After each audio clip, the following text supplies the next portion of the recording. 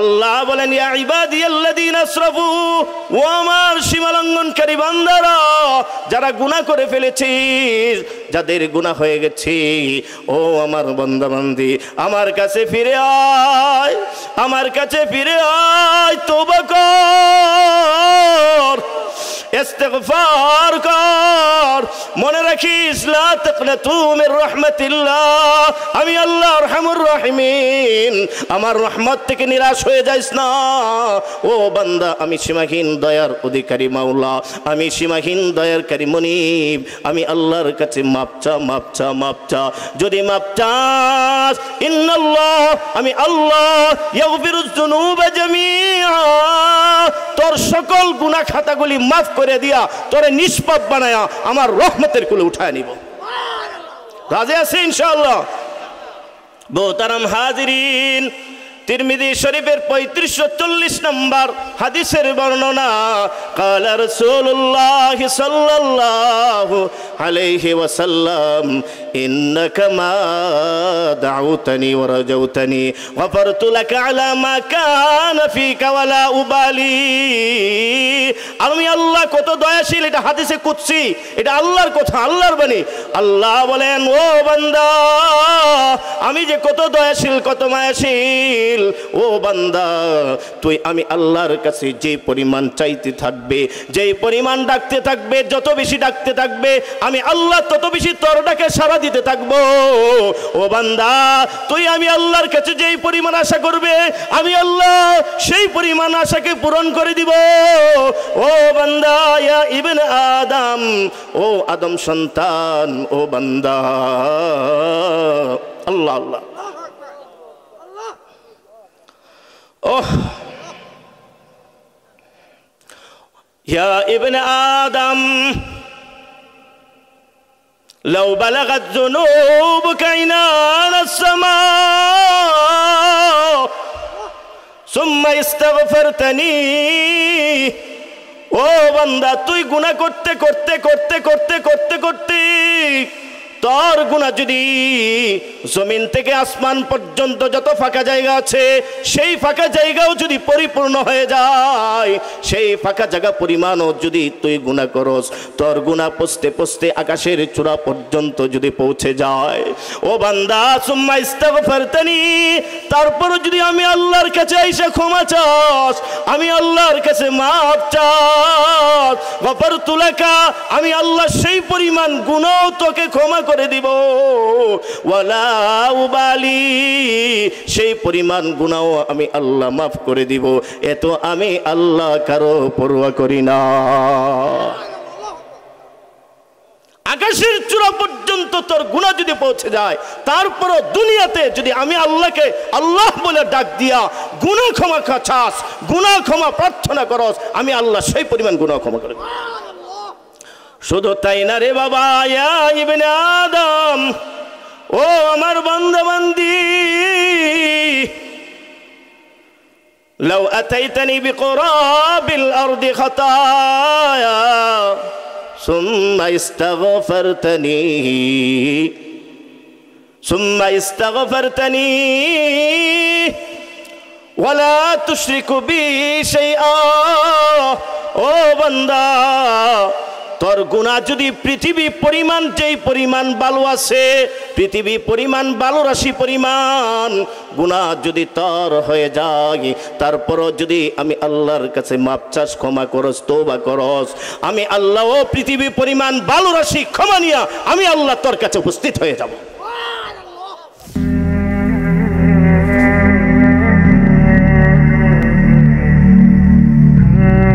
সূরা আলে ইমরানের 133 নম্বর আয়াতের ঘোষণা, সারিউ ইলা মাগফিরাতিম মির রাব্বিকুম ওয়া জান্নাতিন আরদুহাস সামাওয়াতু ওয়াল আরদ আল্লাহর ঘোষণা, ও আমার দুনিয়ার বান্দা বান্দিরা, তোমরা দ্রুত ছোট, দ্রুত অগ্রসর হও।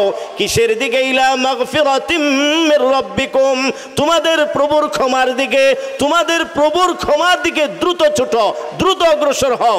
আর কিসের দিকে?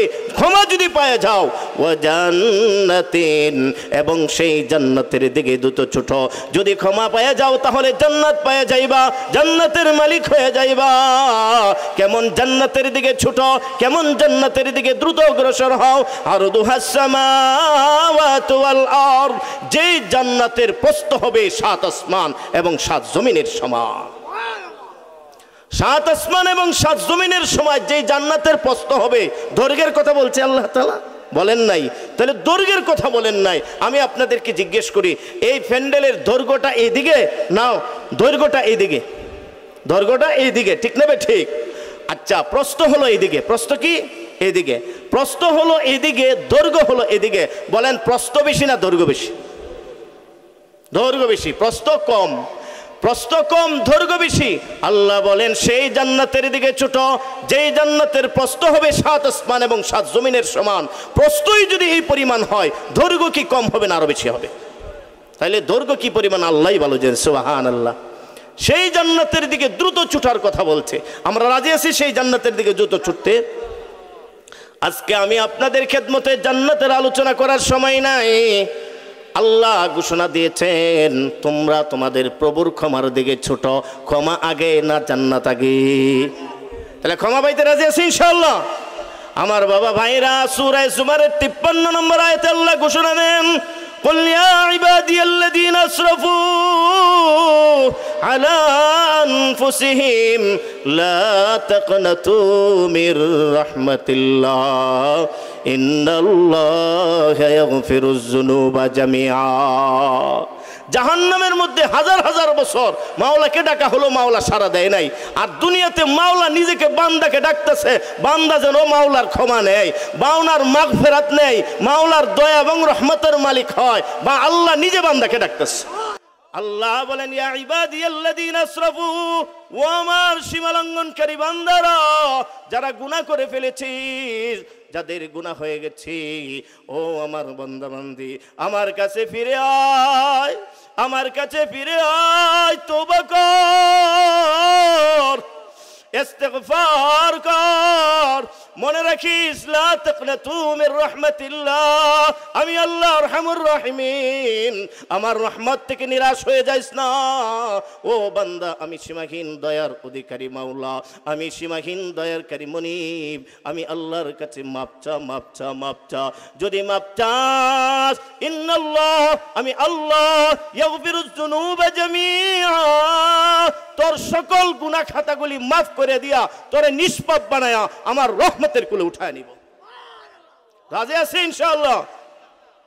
মোহতারাম হাজিরিন, তিরমিজি শরীফের 3540 নম্বর হাদিসের বর্ণনা, কালা রাসূলুল্লাহ সাল্লাল্লাহু আলাইহি ওয়াসাল্লাম, ইন্নাকা মা দাউতানি ওয়া রাজাউতানি গফারতু লাকা আলা মা কানা ফিকা ওয়ালা উবালি। আমি আল্লাহ কত দয়াশীল, এটা হাদিসে কুদসি, এটা আল্লাহর কথা, আল্লাহর বাণী। আল্লাহ বলেন, ও বান্দা, আমি যে কত দয়াশীল, কত মায়াশীল, ও বান্দা, তুই আমি আল্লাহর কাছে যে পরিমাণ চাইতে থাকবে, যেই পরিমাণ ডাকতে থাকবে, যত বেশি ডাকতে থাকবে, আমি আল্লাহ তত বেশি তোর ডাকে সাড়া দিতে থাকবো। ও বান্দা, তুই আমি আল্লাহর কাছে যেই পরিমাণ আশা করবে, আমি আল্লাহ সেই পরিমাণ আশাকে পূরণ করে দিব। ও বান্দা, ইয়া ইবনে আদম, ও আদম সন্তান, ও বান্দা, আল্লাহ আল্লাহ, ওহ, ইয়া ইবনে আদম, لو بلغت ذنوبك عنان السماء ثم استغفرتني।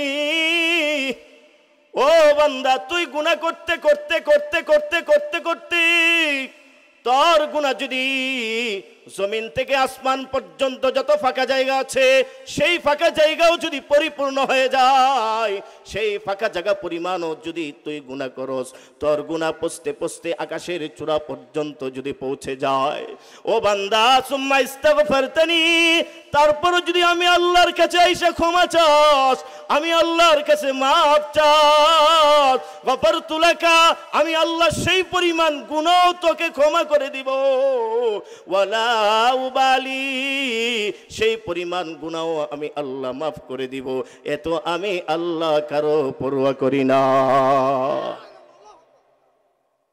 আকাশের চূড়া পর্যন্ত তোর গুনাহ যদি পৌঁছে যায়, তারপরও দুনিয়াতে যদি আমি আল্লাহকে আল্লাহ বলে ডাক দিয়া গুনাহ ক্ষমা চাস, গুনাহ ক্ষমা প্রার্থনা করস, আমি আল্লাহ সেই পরিমাণ গুনাহ ক্ষমা করে।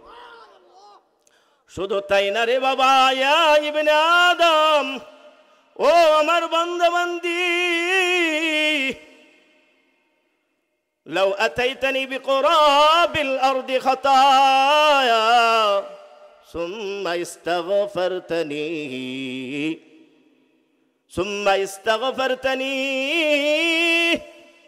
ওয়ালা তুশরিকু বি শাইআ, ও বান্দা, তোর গুনাহ যদি পৃথিবী পরিমাণ, যেই পরিমাণ বালু আছে, পৃথিবী পরিমাণ বালু রাশি পরিমাণ গুনাহ যদি তোর হয়ে যায়, তারপরও যদি আমি আল্লাহর কাছে মাপ চাস, ক্ষমা করস, তওবা করস, আমি আল্লাহ ও পৃথিবী পরিমাণ বালু রাশি ক্ষমা নিয়া আমি আল্লাহ তোর কাছে উপস্থিত হয়ে যাব।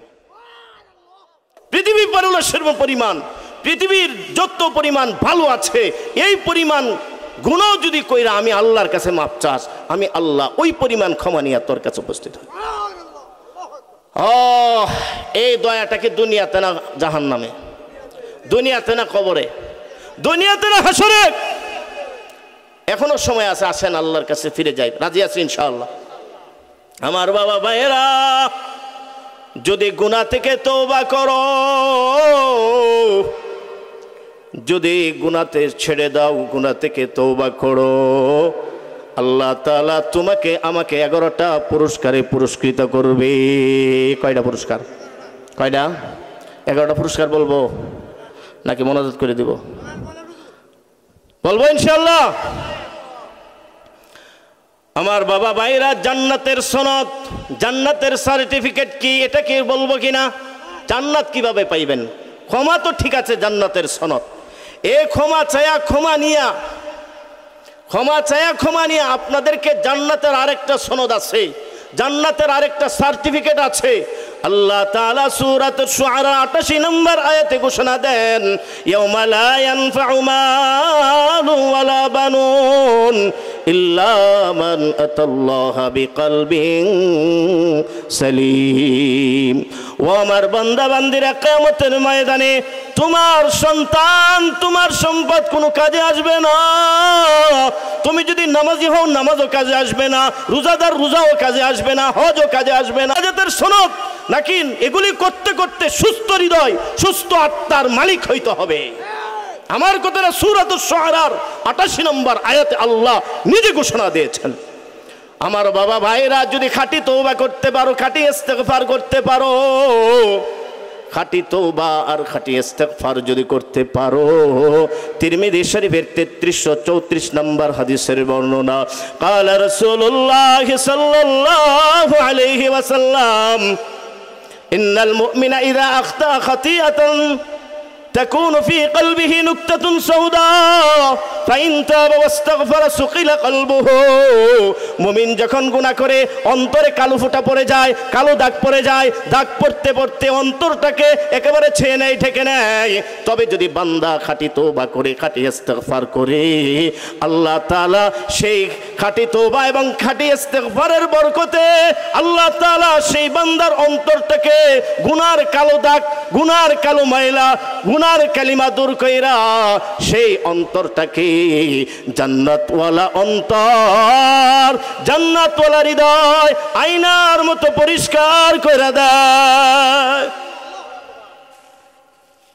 তাইলে খাঁটি তওবার 1 নম্বর পুরস্কার হইল যে অন্তরটা আপনার কয়লার মতো কালো হয়ে যায় গুনাহ করলে, সেই অন্তরটা আল্লাহ তাআলা তওবা ইস্তেগফারের কারণে আয়নার মতো পরিষ্কার করে দিবে।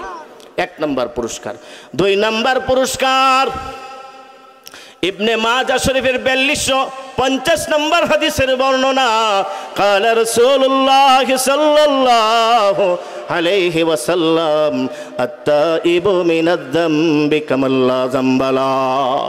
আল্লাহর হাবিব বলেন, যেই বান্দা বান্দি আমার যে উম্মত খাঁটি তওবা করবে, তওবায় নাসুহ করবে, খাঁটি দিলে অন্তর থেকে তওবা কইরা আগে নফস এবং শয়তানের গোলাম ছিল, সে আল্লাহর গোলাম হয়ে যাবে। এই খাঁটি তওবার বিনিময়ে আল্লাহ তাআলা সেই বান্দাকে নিষ্পাপ মাসুম শিশুর মতো তাকে নিষ্পাপ বানায়া দেয় এবং তাকে জান্নাতের অধিকারী বানায়া দেয়। যার গুনাহ নাই সেই জান্নাতে, ঠিক না বেঠিক? তাহলে কয় নাম্বার উপকার পাইলেন? 2 না, 2টা উপকার। তওবা ইস্তেগফারের, খাঁটি তওবা লাগবে, খাঁটি ইস্তেগফার লাগবে, কারণ আমরা আনছি হলো দোয়ার জন্য, তওবার জন্য, ইস্তেগফারের জন্য, ঠিক না বেঠিক? 3 নাম্বার, 4 নাম্বার, 5 নাম্বার, 6 নাম্বার, এই 4টা ফায়দা একটা এক জায়গায় আছে। কয়টা ফায়দা? 3, 4, 5, 6। এই 4টা ফায়দা আছে সূরা নূহ। সূরার নাম কি বলেন? সূরা নূহ এর 11-12 নম্বর আয়াতে আল্লাহ বলেন, ফাকুলতু আস্তাগফিরু রাব্বাকুম ইন্নাহু কানা গাফফারা ইরসিলিস সামাআ আলাইকুম মিদরারা ওয়া ইমদিদকুম বিআমওয়ালিন ওয়া বানিন ওয়া ইয়াজআল লাকুম জান্নাত ওয়া ইয়াজআল লাকুম আনহারা। ও আমার বান্দাবান্দিরা, আমি আল্লাহর কাছে খাঁটি তওবা করো, খাঁটি দিলে তওবা করে আমি আল্লাহর গোলাম হও, বিনিময়ে 4টা পুরস্কার। 1 নম্বর পুরস্কার ইরসিলিস সামা আলাইকুম মিদরারা, আকাশ থেকে মুষলধারে বৃষ্টি বর্ষণ কইরা তোমাদের তোমাদের ফসলাদিকে আমি আল্লাহ বরকত দিয়া, আমি আল্লাহ উন্নতি দিয়া তোমাদেরকে ধনী বানাইতে থাকবো। 2 নম্বর ওয়াইমদিদকুম বিআমওয়ালিন ওয়া বানিন, আমি আল্লাহ সম্পদ বাড়ায় দিব ওই আসমান থেকে, যেটা আগে বললেন, ওয়া বানিন, যাদের সন্তান নাই, যারা তোমাদের সন্তান নাই, তোমরা সন্তান চাও, মাজারে সন্তান দিবে। আল্লাহ বলেন ইস্তেগফার কর বান্দা, তওবা কর, আমি আল্লাহ ইস্তেগফারের বিনিময়ে তোকে আমি আল্লাহ সন্তান দান করব। 3 নাম্বার ওয়া ইয়াজআল লাকুম জান্নাত, ও বান্দা তুই আমের বাগান লাগিয়েছিস, তুই আপেলের বাগান লাগিয়েছিস, ধান লাগিয়েছিস, কলার বাগান লাগিয়েছিস, তওবা কর, ইস্তেগফার কর, আমি আল্লাহ তোর সেই বাগানে বরকত দিয়ে দিব। ওয়া ইয়াজআল লাকুম আনহারা, ও বান্দা বান্দি তওবা কর, ইস্তেগফার কর, আমি আল্লাহ সেই বাগান করার জন্য যত পানির প্রয়োজন, যত পানির দরকার, ভূগর্ভ থেকে পানির ব্যবস্থা করে দিব, নদী থেকে পানির ব্যবস্থা করে দিব। ওয়া ইয়াজআল লাকুম আনহারা। কয়টা ফায়দা পাইলেন? 4টা ফায়দা। এখন কয়টা হলো? 6টা। আর কয়টা বাকি আছে? 11টা হইতে 5টা। সংক্ষেপে বলে দিই নাকি? তওবা করতে হবে, আমাদের ইস্তেগফার করতে হবে। সূরা হুদ আয়াত নম্বর 3 এবং সূরা হুদের আয়াত নম্বর 52 আল্লাহ তাআলার ঘোষণা, তওবা ইস্তেগফার করো, তওবা ইস্তেগফার করো। আল্লাহ বলেন ওয়া ইয়াজিদকুম কুওয়াতান ইলা কুওয়াতিকুম, তোমরা দুর্বল, রাষ্ট্রীয়ভাবে দুর্বল, সামাজিকভাবে দুর্বল, পারিবারিকভাবে দুর্বল, ব্যক্তিগতভাবে দুর্বল, ইস্তেগফার করো, তওবা করো। তোমরা যদি রাষ্ট্রীয়ভাবে দুর্বল হয়ে থাকো, পুরা রাষ্ট্রের সবাই মিলে তওবা করো, পুরা রাষ্ট্রের সবাই মিলে ইস্তেগফার করো, আমি আল্লাহ তোমাদেরকে রাষ্ট্রীয়ভাবে ক্ষমতা দান করব। পারিবারিকভাবে দুর্বল হয়ে থাকলে পরিবারে ক্ষমতা দান করব, পরিবারে শক্তি দান করব। ব্যক্তিগতভাবে দুর্বল হয়ে থাকলে তোমাকে ব্যক্তিগতভাবে ক্ষমতা দান করব। এক কথায় তওবা ইস্তেগফার করো, আমি আল্লাহ নিজে তোমাকে ক্ষমতায়ন করে দিব। আল্লাহ 7 নম্বর। 8 নম্বর ইউমাত্তিউকুম মাতাআন হাসানা, তওবা করো, ইস্তেগফার করো, তাহলে আমি আল্লাহ তোমাদেরকে দুনিয়ার মধ্যে শান্তি সুখের উপভোগ্য জান্নাত নমুনা একটা জিন্দেগি উপহার দিয়ে দিব। আমাদের ছেলে কথা শুনে না, মেয়ে কথা শুনে না, বাবা কথা শুনে না, পরিবারে অশান্তি। যেই পরিবারে অশান্তি, তওবা ইস্তেগফার বাড়িয়ে দিবে, আল্লাহ বলেন সেই পরিবারে আমি শান্তি দান করব। রাজি আছে ইনশাআল্লাহ? কয় নাম্বার গেল? 8 নাম্বার গেল নাকি? 8 নাম্বার। 9 নাম্বার, আমরা যারা চাই আমাদের গ্রামে কোনো আযাব না আসুক, আমার পরিবারে কোনো গজব নাজিল না হোক, আসমানি জমিনি বালা গজব, আসমানি বনি জমিনি বালা মুসিবত আমার পরিবারে না আসুক, আমার গ্রামে না আসুক, আমার দেশে না আসুক, তাহলে আমাদেরকে আল্লাহর ঘোষণা সূরা আনফালের আয়াত নম্বর 33, ওয়ামা কানা আল্লাহু লিয়ুআযিবাহুম ওয়া হুম ইস্তাগফিরুন, আল্লাহ তাআলা কোনদিন সেই দেশে আযাব দেন না, গজব দেন না। আসমানি বালা আসমানে উঠায় নেন, জমিনি বালা জমিনে দাবায় দেন। যেই দেশের লোকেরা বেশি বেশি তওবা করে, ইস্তিগফার করে, যেই দেশের লোকেরা আল্লাহর কাছে বেশি বেশি ক্ষমা চায়, যেই পরিবারের লোকেরা আল্লাহর কাছে ক্ষমা চায়, আল্লাহর কাছে ইস্তিগফার করে, যেই গ্রামের মানুষ আল্লাহর কাছে বেশি বেশি তওবা ইস্তিগফার করে, আল্লাহ বলেন সেই গ্রামে, সেই পরিবারে, সেই দেশের যত আযাব আছে সমস্ত আযাব ইস্তিগফারের কারণে আমি আল্লাহ উঠায় লই। করোনা ভাইরাস এটা কেন আসছে বলেন? গুনার কারণে, ঠিক না বেঠিক? তওবা নাই, ইস্তিগফার নাই, ঠিক না বেঠিক? 10 নাম্বার ফায়দা,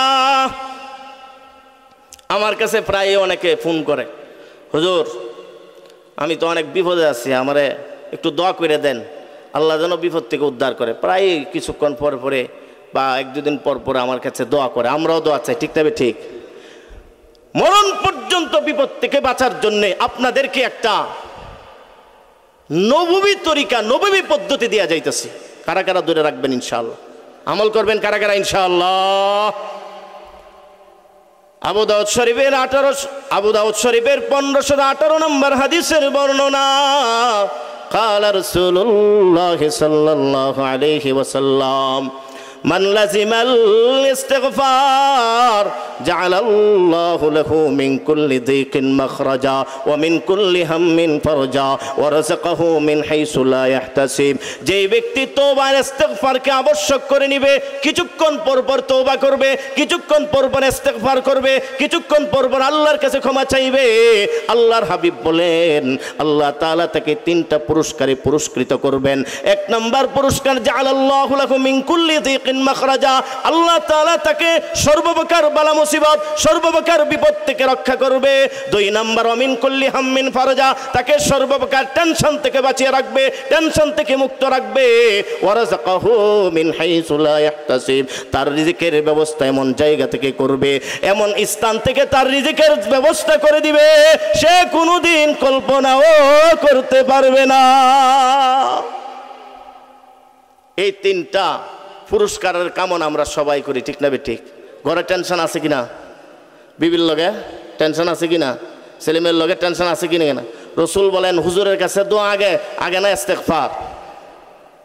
আবু দাউদ শরীফের 1516 নম্বর হাদিসের বর্ণনা, عن ابن عمر رضي الله عنه قال إن كنا لنعد لرسول الله صلى الله عليه وسلم في المجلس الواحد 100 مرة رب اغفر لي وتب علي إنك أنت التواب الرحيم। ইবনে উমর বলেন একদিন আমি এবং সাহাবীরা এবং রাসূল এক মজলিসে বসেছিলাম, এক বৈঠকে বসেছিলাম। আমি এই বৈঠকে গণনা করতেছিলাম, একে একে একে একে একে একে 100 বার গণনা করলাম। একই বৈঠকে আমার হাবিব আল্লাহর কাছে তওবা করেছে, আল্লাহর কাছে ইস্তিগফার করেছে। কি বলেছে? রব্বি গফিরলি, ওগো প্রভু আমাকে মাফ করে দাও, ওয়া তুব আলাইয়া, আমার তওবা কবুল করো, ইন্নাকা আনতাত তাওয়াবুর রহিম, নিশ্চয় আপনি অধিক তওবা কবুলকারী, নিশ্চয় আপনি অধিক দয়াশীল। এক মজলিসে নবী তওবা করছে কতবার? ইস্তিগফার 100 বার। সুবহানাল্লাহ। তাইলে কি আমাদের তওবা ইস্তিগফার বেশি বেশি করা দরকার আছে কিনা বলেন? এখন আসেন 10 নম্বর বলে ফেলেছি। 11 নম্বর ফায়দা। 11 নম্বর ফায়দা হলো একজন বান্দা যখন তওবা করে, খাঁটি তওবা করে, খাঁটি ইস্তিগফার করে, আল্লাহু আকবার আল্লাহু আকবার, সে যখন আল্লাহর কাছে ফিরে যায়, খাঁটি তওবা। খাঁটি তওবা কাকে বলে? তওবাতান জাযিমাতান, এমন দৃঢ় তওবা, এমন নিখুঁত তওবা, ইউহাদ্দিসু নাফসাহু আন লা ইয়াউদা ইলাইহি, সে মনে মনে প্রতিজ্ঞা করে, মনে মনে ওয়াদা করে আর কোনোদিন সে গুনাহ করবে না। এটার নাম খাঁটি তওবা। আর এই তওবার জন্য 3টা শর্ত। কয়টা শর্ত? 1 নম্বর, অতীতের সকল গুনাহ ছাড়তে হবে। যেহেতু এটা মহিলা মাদ্রাসার উদ্যোগে আয়োজিত, আমি আমার সম্মানিত মা বোনদেরকে লক্ষ্য করে বলছি, আসেন আমরা সবাই গুনাহ ছেড়ে দেই। ও মা ও বোন, আপনারা তো বড় পছন্দিদা জাতি, আল্লাহ পাক আপনাদেরকে মায়ার জাতি হিসাবে সৃষ্টি করেছে। আপনারা গুনাহমুক্ত থাকলে আপনাদের গর্ভে আব্দুল কাদের জিলানীর মতো সন্তান জন্ম নেবে, ঠিক না বেঠিক? আব্দুল কাদের জিলানীর জীবনী আপনারা অনেকে জানেন, তা আমি সংক্ষেপে শুধু একটু 30 সেকেন্ডে ঘটনাটা আমি বর্ণনা করব। এই আব্দুল কাদের জিলানীর মাকে যখন তার বাবার সঙ্গে বিবাহ দেওয়া হয়, তখন আব্দুল কাদের জিলানীর মার বাবা আব্দুল কাদের জিলানীর নানা বলল, আমি তোমাকে এমন একটা মেয়েকে বিবাহ দিতে চাই, যে মেয়ে অন্ধ, যে মেয়ে ল্যাংড়া, যে মেয়ে বুবা, যে মেয়ে কানে শোনে না, বয়রা, এমন একটা মেয়ে তুমি কি বিবাহ করবে? তাহলে তুমি যে ফল খেয়ে অপরাধ করেছ, এই ফলের দাবি আমি ছাড়তে পারি। সে রাজি হয়ে গেছে। দীর্ঘ 12 বছর গোলামি করার পরেও এই ফলের দাবি হয় না। আমি ঘটনা না বললে বুঝবেন না, বড় মারাত্মক ঘটনা। আল্লাহ আল্লাহ আল্লাহ আল্লাহ। এরপর আব্দুল কাদের জিলানী রহমতুল্লাহ আলাইহি উনার বাবা রাজি হয়ে গেলেন এই মেয়েকে বিবাহ করার জন্য। যখন বাসর রাতে যখন বাসর করে গিয়ে দেখে এই মেয়ের চেয়ে সুন্দরী আর কোনো মেয়ে নাই, এই মেয়ের চেয়ে সুন্দর চক্ষুওয়ালা, সুন্দর কানওয়ালা, সুন্দর অবয়ব অবকাঠামোওয়ালা আর কোনো নারী হতে পারে না। জিজ্ঞেস করলো, কি ব্যাপার, তুমি না এমন হওয়ার কথা? তো বাসরের তো মেয়েরা লাজুক থাকে। উনি এই মেয়েকে দেখে বের হয়ে আসতেছে, এটা তো আমার স্ত্রী না, আমার স্ত্রী তো কানা, আমার স্ত্রী তো বোবা। বের হয়ে এসে বাহিরে বের হবে, দরজার সামনে মেয়ের বাবা তথা আব্দুল কাদের জিলানীর নানা দাঁড়িয়ে আছে। বলতেছে, কোথায় যাও? আব্দুল কাদের জিলানীর বাবা বলে, আপনি তো আমাকে এমন মেয়ে বিবাহ দিয়েছেন, যে মেয়ের চোখ নাই, যে মেয়ের কান নাই, যে মেয়ের কথা বলতে পারে না। তো এখন তো দেখতেছি সবকিছুর বিপরীত, এত সুন্দরী মেয়ে, এটা তো আপনি আমাকে বিবাহ দেননি। আরে বেটা শোনো, আসো ঢুকো। সর্বপ্রথম যখন তোমাকে আমি দেখেছি, তখনই তোমার কপালে আমি দেখতে পেয়েছি তুমি কোনো সাধারণ ছেলে নও। তোমার ঘরে এমন এক সন্তান জন্ম নেবে, যেই সন্তানের হাতে পুরা দুনিয়ার মানুষ তওবা করে মুসলমান হবে। তুমি সাধারণ কোনো মানুষ না। তখনই তোমাকে আমি 12 বছর আমি আমার সন্তানের মতো লালন পালন করেছি। যদিও তুমি গোলামি করেছ, তোমাকে গোলাম হিসাবে খাটাইনি, ঠিক না বে ঠিক? হ্যাঁ, আমাকে তো গোলাম হিসাবে খাটাননি। তো শোনো, আমি তোমাকে যে এই 12 বছর শিক্ষা দীক্ষা লালন পালন যা কিছু করেছি, এই সব কিছুর উদ্দেশ্য হলো, আমার একটা কন্যা সন্তান আছে, যেই সন্তান এত এত পর্দানিসীন, এত পর্দা সে করেছে, এত গুণামুক্ত জিন্দেগি যাপন করেছে, তার এই কান দিয়ে কোনোদিন পরপুরুষের কথা তার এই কান দিয়ে কোনোদিন শোনে নাই। এই কারণে বলি তার কান হলো বয়রা, সে বধির। এই চোখ দিয়ে কোনোদিন পরপুরুষ দেখে নাই, এই জন্য বলেছি তার এই চোখ হলো অন্ধ। এই জবান দিয়ে সে কোনোদিন পরপুরুষের সাথে কথা বলে নাই, এই কারণে বলেছি তারই জবান বুবা। এই পা এবং হাত দিয়ে, এই পা দিয়ে হেঁটে হেঁটে সে কোনোদিন বাড়ির বাহিরে বের হয় নাই, এই কারণে বলেছি সে হলো ল্যাংড়া। এই সমস্ত বিষয়ের ব্যাখ্যা যখন দিলেন, তখন আব্দুল কাদের জিলানীর বাবা তো খুশিতে বাগ হয়ে গেলেন। আমার সম্মানিত মা বোনেরা, আসেন আমরা সবাই আব্দুল কাদের জিলানীর মা হয়ে যায়। আব্দুল কাদের জিলানীর মা হতে যেই যোগ্যতার প্রয়োজন, সেই যোগ্যতা অর্জন করার জন্য এই খাদিজাতুল কুবরা মহিলা মাদ্রাসার প্রতিষ্ঠা করা হয়েছে, ঠিক না বেটে? গুনাহমুক্ত জিন্দেগি সবাই হবে বন্দিগি, সুন্নত মোতাবেক জিন্দেগি সবাই হবে বন্দিগি। সুন্নতের ছাড়া জিন্দেগির নাম বন্দিগি না, গুনাহমুক্ত জিন্দেগি। রাজি আছে ইনশাআল্লাহ? আমার 11 নম্বর ফায়দাটা বইলে মোনাজাত করলে মনে সুন্দর হয়। আসলে আলোচনা উঠে গেছে আজকে, আমি ভাবছি আলোচনা করতে পারবো না, অন্ত উঠে গেছে না, আমি কি করবো? কিন্তু আমাকে আপনারা ওয়াদা দিতে হবে, আজকে যদি ফজরের নামাজ কাদা করেন, মহিলা মাদ্রাসায় হোক বা আপনাদের হোক, তাইলে এইটার গুণ আমার কান্দ আসতে পারে। এই জন্য আমি রাত 10টার পর আলোচনা করার অভ্যাস না। কিন্তু তারপরে এখন তো আমি ওয়াজের ময়দানে নেমে গেছি। আগে ওয়াজ করতাম না, এখন ওয়াজ করি।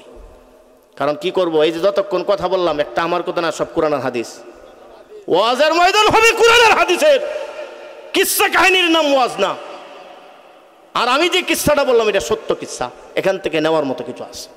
আজকে ওয়াজের ময়দানগুলি কিসসা কাহিনী হয়ে গেছে। এই জন্য বাবা অনেক কষ্ট করে নিয়ে, দুঃখ নিয়ে নামছি এই ময়দানে। দোয়া করেন আল্লাহ যেন আমাকে সফলতা দান করে।